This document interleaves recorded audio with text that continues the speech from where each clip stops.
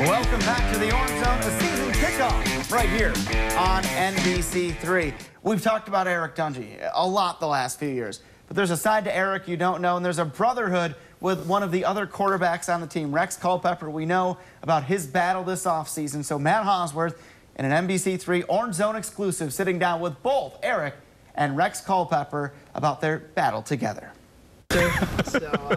There's a thin line standing between teammate and competitor, but the one thing that exceeds both is friendship. Rex can always make me laugh, no matter what he does, especially if we're in public. You know, he doesn't really care about what people think of him, so he'll do stuff to just make us laugh all the time. It's not bad either. It's just... Well, Eric's quite a prankster, so... You see, on the field, they're battling for the same exact job, but off it, well, those smiles really tell the story. Well, I just want to say that I'm Eric's #1 fan. I love the kid. He's, like I said, he's like a brother to me. And you have a brother, so to say that, I mean, that's got to mean something to you, you know, because you know what that brotherly bond is like. And to share that with somebody that you didn't even know, you know, just a couple of years ago, I mean, what does that mean to you? No, I mean, it's incredible. Like, I mean, I really, truly do feel like he's a brother to me. Isn't it funny how a football, an oblong-shaped ball, can lead to a friendship that lasts a lifetime? But for Eric Dungey and Rex Culpepper, their friendship is not defined by a football. Consider the way they met and perhaps the reason they met are not exactly the same. The reason has a whole lot more to do with life or death, which is precisely how a brotherhood was formed. Are you ready?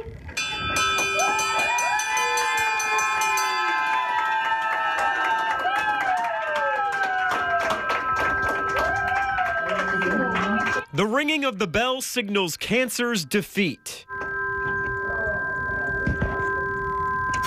But the road to get there was anything but easy. Hearing myself say, like, wow, like, I have cancer, and kind of coming to the realization that that's what's going on. I told Eric, and I was pretty frank. I was like, Eric, I just got diagnosed with cancer. You know, I didn't believe it. I didn't want to believe it. I mean, Rex is the healthiest guy I know. He doesn't need all this stuff. I mean, always is harping on me. You know, I'll come home and I'll see little candy bars on my bed because Rex is joking with me. But bad things can't happen to good people. And I mean, Rex did everything right, so I didn't want to believe it. Testicular cancer proved to be no match for Rex Culpepper, and when he needed his best friend the most, Eric Dungey was there, accompanied by his mother too. My moms are like best friends, basically. They're always chatting.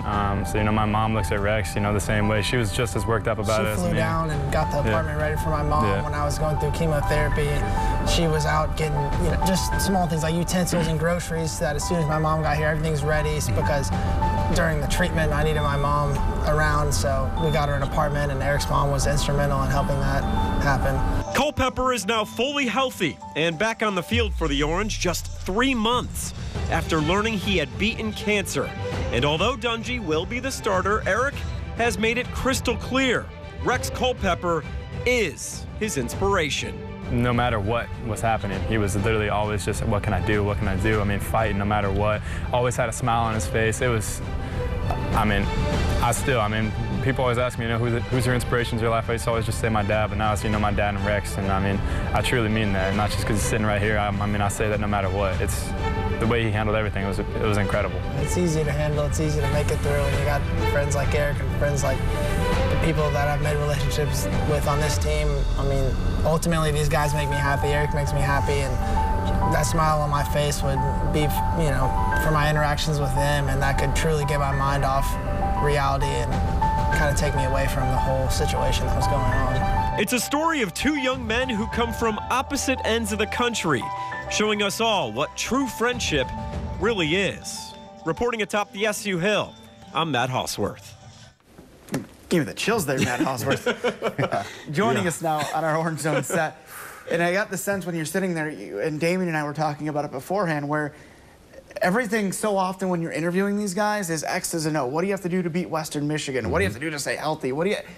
But when you get Eric with his best buddy and they're talking about something so emotional like that, what was that like? Yeah, it was really remarkable. And it was something I know that you and I, Nico, by the way, shot most of that. So he's also a very good photographer as well. But, you know, to talk to somebody not always about football and, you know, to get to know them as a person and what inspires them. And for Eric Dungey, it's his, teammate. It's a guy that, he's competing for the same job with, and then, all of a sudden they become great friends. So it was really inspiring for me to watch these guys interact with each other and to put out full display their friendship, because I think it's good these days to get a reminder of what true friendship really is. And Damien, I have to imagine I think people outside of football, sometimes they hear when players and coaches use the word brother or brotherhood, and they just kind of like, okay, they're just, but I think that story, and you can attest being in a locker room all those years in your career, it's true. It's 100% true. Last year, unfortunately, a brother of mine, Walter Ray, has passed away.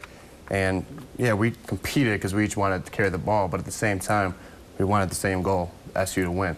We wanted our team to win, and we are like brothers. And it doesn't matter that we're in the same position competing. We're a family. The more family-like you are, the more together you are, the more I can trust you. When we line up on the field, I know I can trust you to do your job. And that story, people don't truly realize it unless they've played a team activity or have been in the locker room, especially with football, because nobody likes to go to football practice every day, right? Like soccer practice, basketball, you basically play your game the whole time. Football, it's physical and it hurts every single day, and the workouts you have to go through are grueling. And so when you have a group of guys that are in a locker room like that, you better be a brotherhood, otherwise it gets really ugly quickly. Yeah. I was going to also touch on the fact that they share such a special bond because they're jokesters with one another. And that you heard in that story there that, Rex eats so well, and that's why it was a surprise that he came down with cancer. And Eric's saying in that story, I'll come home from class and there will be Snicker bars all over the bed, and because he eats so healthy, and both of them really do. But that's part of the friendship, the prankster mentality, and it really just adds to that entire bond. And I'll say this, when I chatted with Dino Babers, we'll watch that story in a minute, but this is something, a sidebar we talked about beforehand. I said, and to quote Coach P, your old coach, the hottest fire makes the strongest steel. He used to always say that. I'm sure you heard that a bunch. Yes. But I asked Dino, I said, there's something, an external factor like this that's unexpected. Can it really bring a team together? He said, absolutely. He's like, it's a great question. And it's a great statement that this can form a foundation. Who knows? Maybe this ends up being a special season. And if it is, you could look at that as a moment that, sure, it brought the quarterback room closer together, but maybe it brought this entire team together. And it can, and it's not something we necessarily want to look at for that reason. But it also realizes, and it makes you realize when you're in that locker room that there's more to this football thing than just actual football. It's, again, a brotherhood, and you want to make sure that everybody that's in that locker room, that's in that office, that's in that football building, whether you're a staff, whether you're a player, a trainer, it doesn't matter. When you're in that building together, that's your family. And when something affects your family, you come together to protect your family, and this is a situation like that. Absolutely well done, Matt Hosworth. Thanks. Don't go anywhere. We have predictions with Matt later in the show, but when we come back after this break, Dino Babers back for more. It is his first time with 3 years at the same school as head coach. My sit-down interview with the leader of the Orange, and what movie he compares to playing in the ACC Atlantic. Dino had to have a movie reference, right? And still ahead, that new defense. What does it mean? There's nobody better than Damien to break it all down. How will that Orange defense look? At least literally how they're aligned on the field.